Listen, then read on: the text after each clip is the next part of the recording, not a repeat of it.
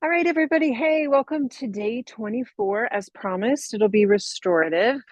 So if it falls on a Sunday, these 30 days, then Sunday will typically be a restorative. I like to practice restorative in the afternoon or in the evening just to kind of close up the weekend and get ready for the next week ahead.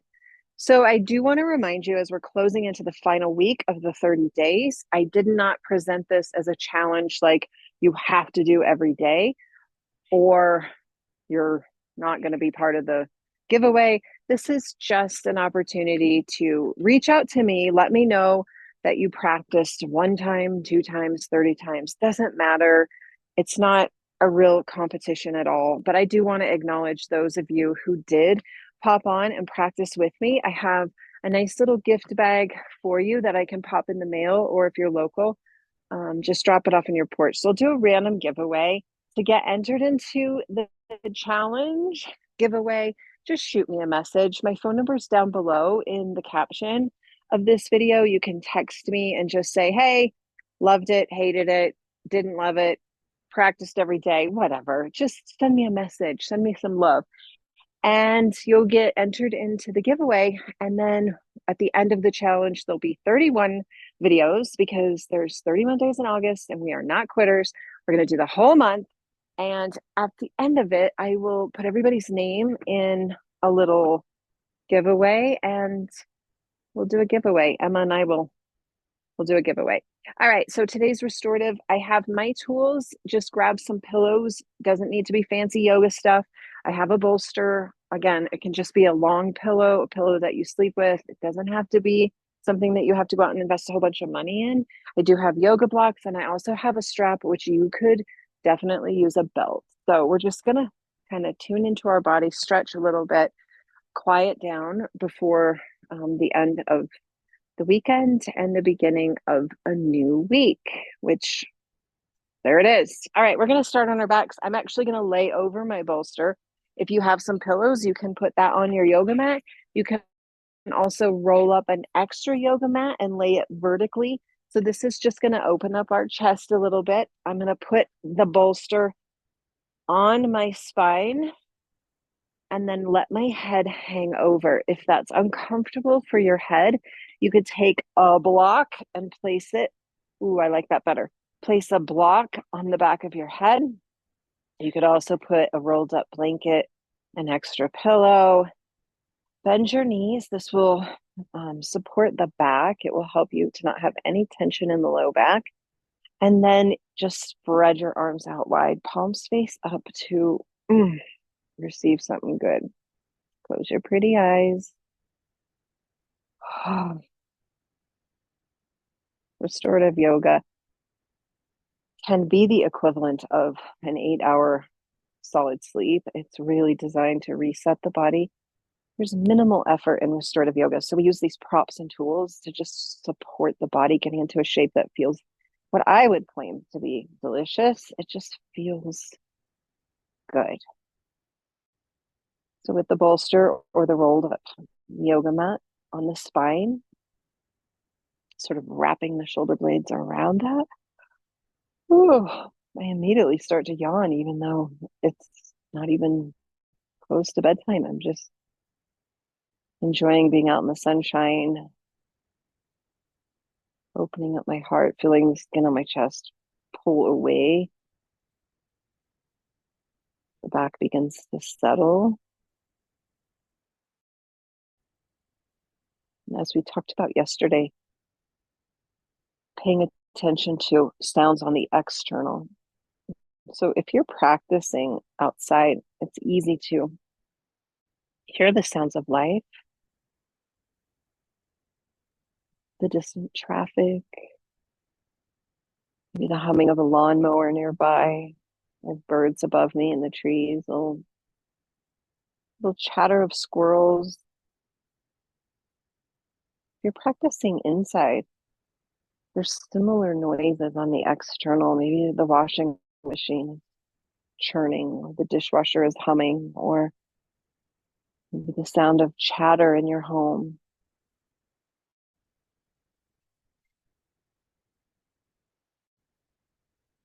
And coming in a layer to the space around your yoga mat, perhaps the room that you're in, the outdoor space. I have a little wind chime. It's a big wind chime just above me, and as the breeze catches the wind chime, I hear the sound of that. I have Emma nearby. She's noisy.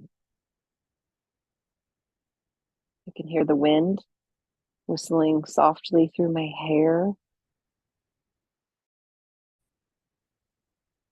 And then I take a step inward even more to the sounds that my body naturally makes. Maybe a gurgling of a hungry belly.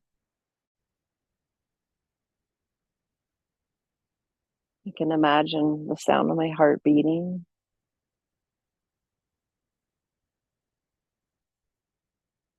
The thoughts that come in and out just like a wave, coming in, coming out. Not attaching to those thoughts at all, but just noticing, being the observer of those thoughts.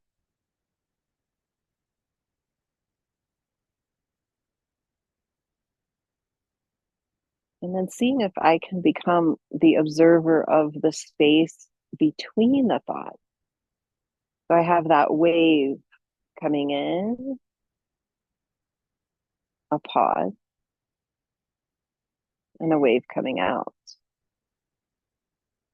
And there's a space there. As we practiced our half suns yesterday to close the practice, we practiced creating that little tiny space, noticing the nuance there of the space between the inhale and the exhale. And so now see if you can find and capture the space between the thoughts. So you might be thinking, oh, there's that noisy bird, and then there's a space. I forgot to lay out the chicken for dinner. And there's a space. Ooh, tomorrow's Monday. I got that meeting first thing. There's a space. Don't forget to go to the bank. There's a space. Oh, I got to call that person. I promised I'd call back. There's a space. Just notice between all those thoughts, there's a space. And the more that we observe the present moment, the more we can begin to observe that space. The more we observe the space, the bigger it becomes. And pretty soon we are living within the space between thoughts. We start to realize that thoughts are just thoughts. There's a beautiful space between the thoughts that is where there's richness. Take 2 more breaths here, just letting the body be.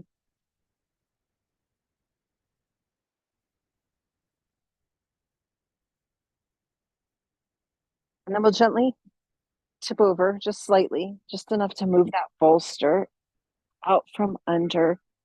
And then I'm going to go ahead and keep my head on my yoga block. It feels kind of nice. Feels like a little pillow. Grab the strap, place the strap on my right foot, and then extend the right leg to the sky. So a restorative class, typically we are fully supported. So I'm kind of blending a little bit of restorative, a little bit of yin.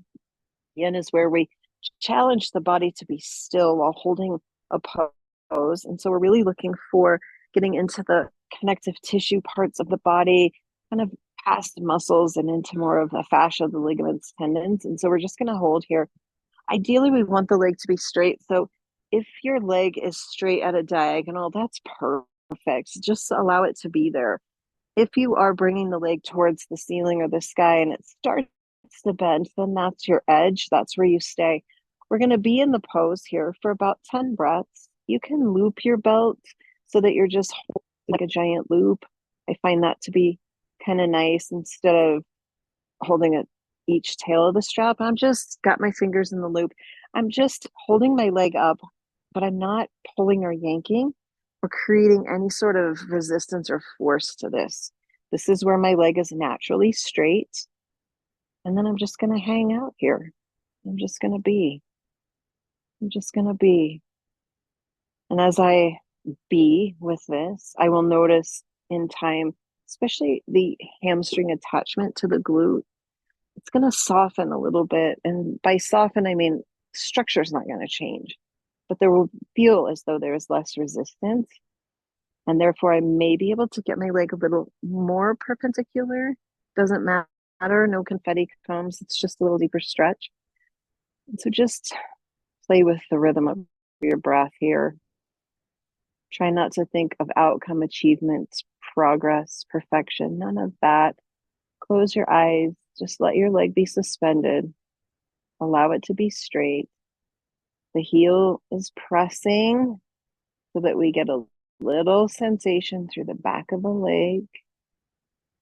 The toes are curled down towards the knee, opening up the Achilles, the calf, behind the knee, hamstring, glute attachment. And just breathe.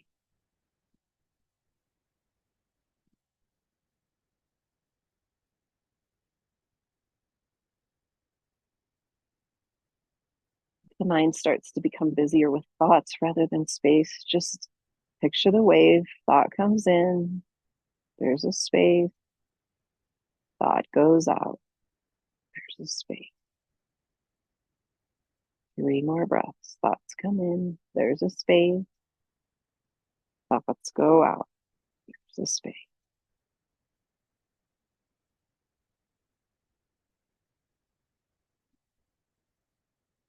Start to slowly float the right leg to the left ever so slightly. Maybe 5 inches, not much. We're not looking for a full twist here. It's not even a twist at all. We're really looking at the outer part of the right leg where the knee and the hip come together. There's this band of tissue called the IT band. It's often very, very tight. So by just floating the right leg, maybe as wide as the body, not super far, we can really feel it. And then push again up through the heel and breathe.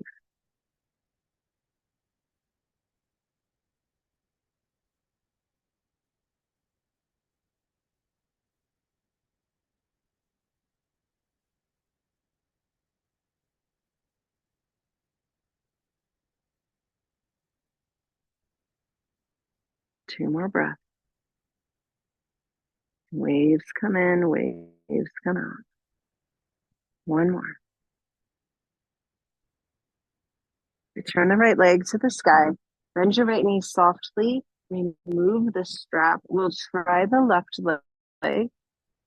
Place the strap around the left foot. Try not to compare or analyze which side is feeling better or not. Just be with it. So find the straight leg. Hold on to the strap. And close your eyes. As I was clipping some zinnias yesterday in my garden to harvest the seeds for next year, I took the scissors and I snipped the stem. And then I started to look closer at the stem. And I noticed that between each leaf of the stem, there's a space. I got curious about this space. So I looked around at other plants, the petunias, for example. I looked at the stem of the petunia, not the flower that we always notice in color, but just the green stem. And between the leaves, again, there was a space. I got curious again, and I looked at a little vine that I have that hangs down. In fact, there's one next to me in this bird bath that I've converted to a flower pot.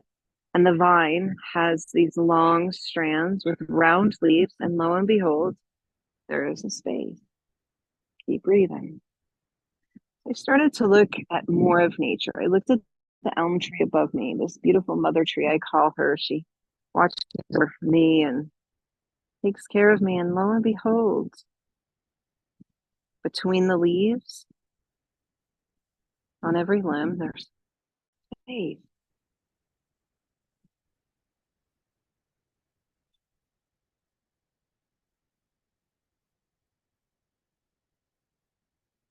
I started to look around more and more. The tomato plants, the squash plants, the cucumbers, the green beans. There sure is a space between leaves.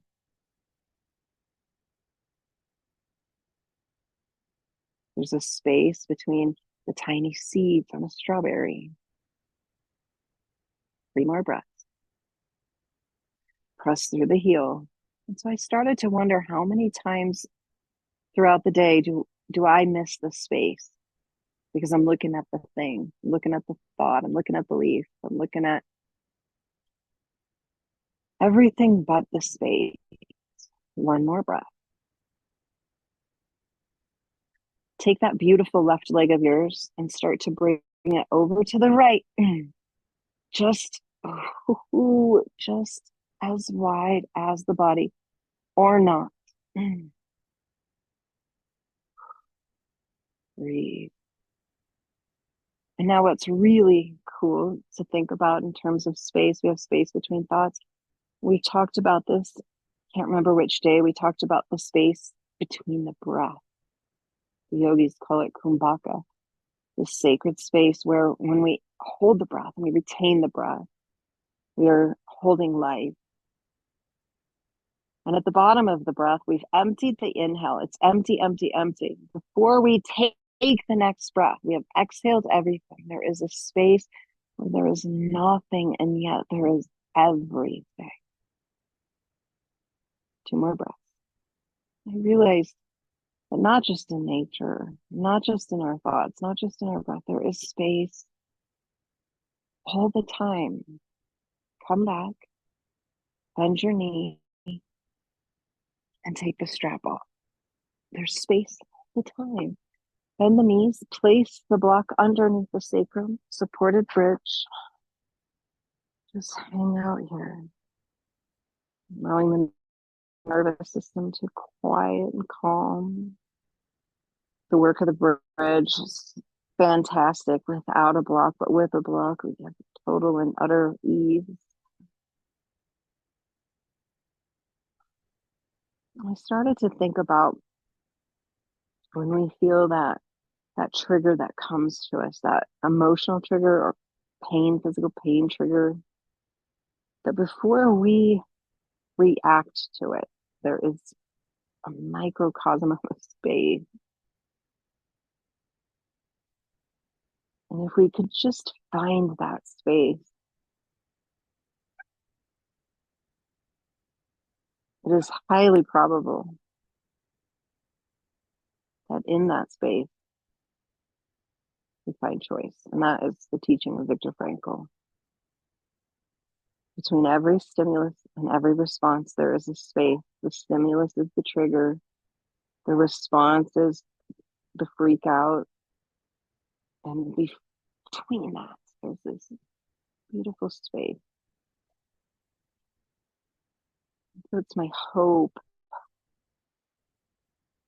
this week we will all, who's practicing with me, find that beautiful space, whether it's the space between the leaves on a plant in your garden, the space between your thoughts, your breath, the stimulus.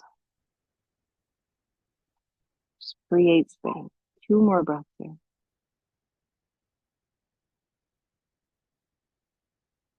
We're gonna lift the hips enough just to slide the block out and then roll over to our side. Emma's the smart girl today. She's in the shade. I don't know why I'm in the sun today. It's probably not great, but it is what it is. So the mermaid shape of our legs. Weight of my body's on my right cheek. Legs are to the left. I'm going to move the blanket over. I'm going to stack the blocks on top of the blanket so that the floor has risen. Turn your chest. This could be great for a pillow and just lay over those blocks, pillow, the blankets. Maybe turn your head to the right, get a nice stretch.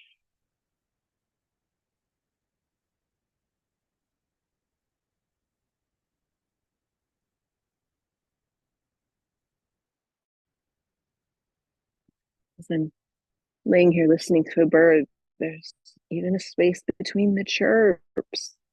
everywhere.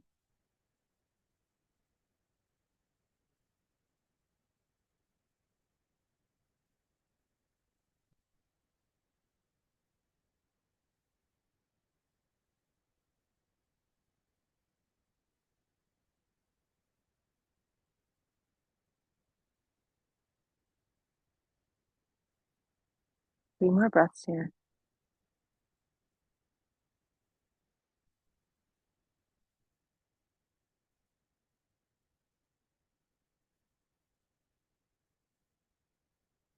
Start to push your body upright. We're going to leave the supports here and just come onto all fours. So slide the knees underneath. Bring the big toes to touch.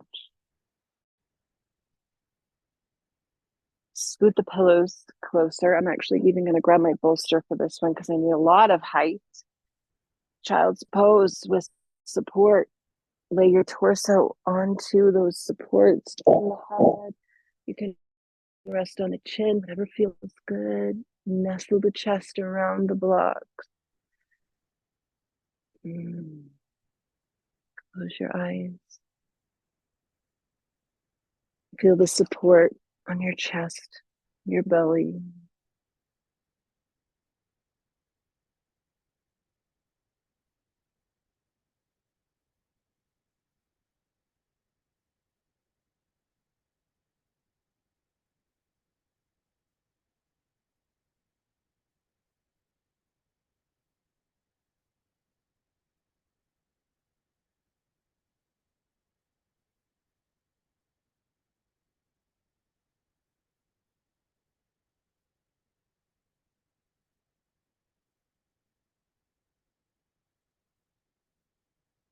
Three more breaths.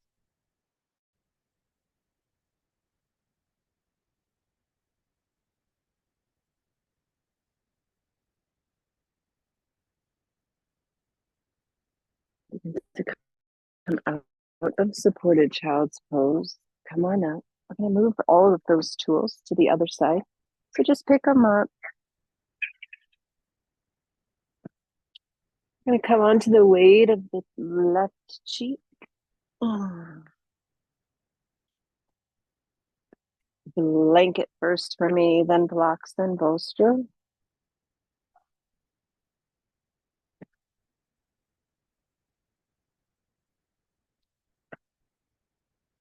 And then lay your torso onto the block, the bolster, the pillow. Feel that rotation. You should feel a nice stretch to the right hip here, right side body. Turn your head to the left this time. Feel that.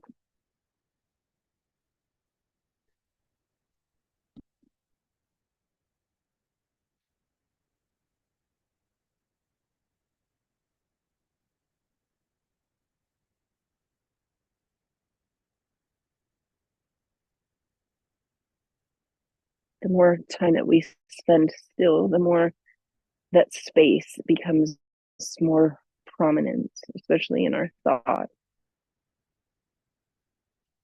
It may seem at first when we begin this practice that sitting still or being still floods our existence with thoughts. But in time, with practice, just like this, we learn that the settling down of the body and the quieting actually creates more space. But like anything, it takes time and commitment. It takes practice.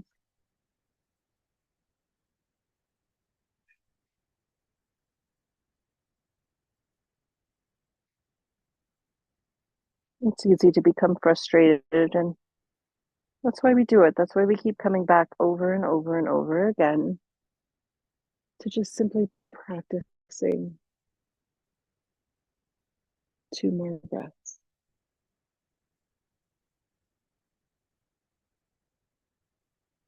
Start to make your way back up. We're going to just come to a seated position.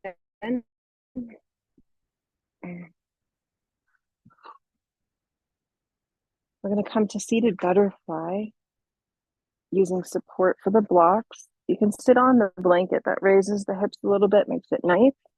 And then the soles of your feet are going to come together. And the knees are going to open and land on a block.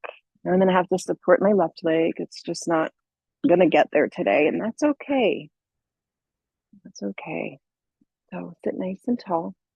Ideally, the soles of the feet are together and the knees are open. But if it's not there, it's not there, right? And that's part of that, applying these principles to what's showing up in our life. And what's showing up in my life is my healing has just sort of taken a turn, and this beautiful hip of mine is just not wanting to cooperate. And so that's where we truly practice this concept of responding and reacting and spaciousness and acceptance and allowing and leaning into and all of these things. If you happen to read my blog post about the yamas, that's how we interact with the world through 5 principles and guidelines. And then there's also the niyamas, which is the second limb of yoga that has to do with how we relate to ourselves.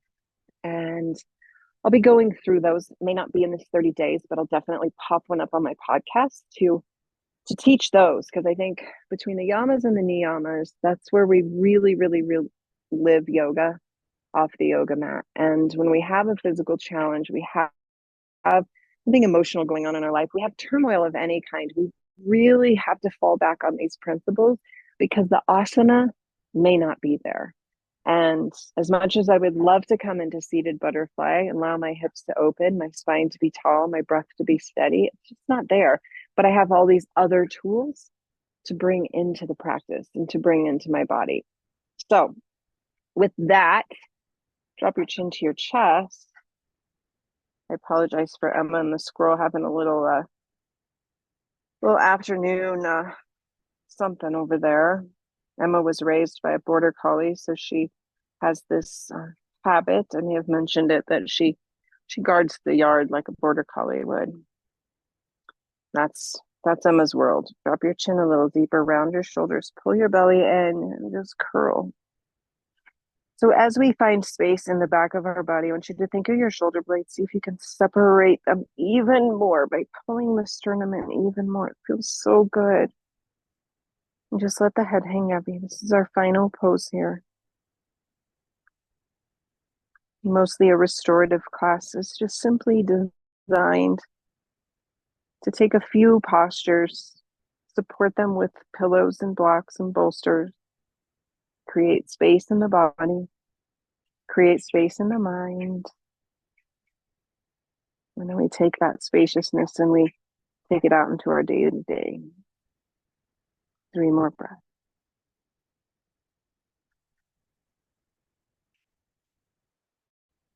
Last breath here. And begin to rise. And you could certainly close your practice with Shavasana, that beautiful gift of being still, or you can just take this with you as it is and take the idea and the concept of finding space everywhere you look throughout your day. Space between the beauty around you in the form of plants, trees, the sounds of birds, chitter, chatter of a squirrel. He even pauses. And then come into the space between your breath this week and just notice that, especially during those challenging moments, can you find the space between the inhale and the exhale and the exhale and the inhale? And when we are aware of this space, we become aware of our choice and our freedom to choose what we do in that space. So that's what I have for you today, my friends. Day 25. I will see you tomorrow, day 26. We're going to close out this 30 days. It'll be actually 31. And just shoot me a message. You can comment on the YouTube. You can send me a text, send me an email, send me a message, and just check in with me. I'd love to know that you participated in some way, and you'll be entered into the challenge, the giveaway. And at the end of it, I'll reach out to the winner. So have a beautiful rest of your day, and I will see y'all tomorrow. Bye.